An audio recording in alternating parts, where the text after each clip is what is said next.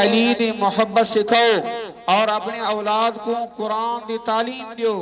قرآن دا درس دیو، قرآن دی تلاوت سکھاؤ، کیونکہ نیک صالح اولاد ہی صدقہ جاری ہے۔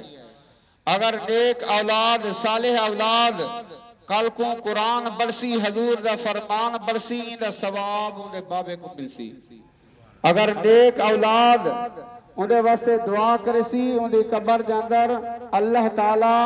کروڑاں رحمتاں عطا فرمیسی۔ ہی وجہ کو آپ نے فرمائے ادبو اولادکم،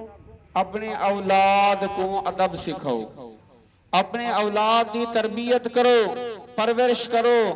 اور انہیں دی دیکھ بھال کرو۔ کلکم رائن وکلکم مسئول عن رعیتہ،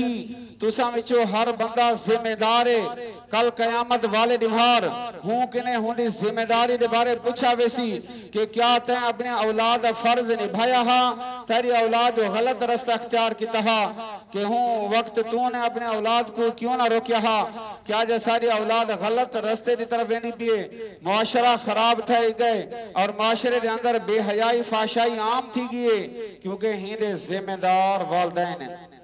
والدین کو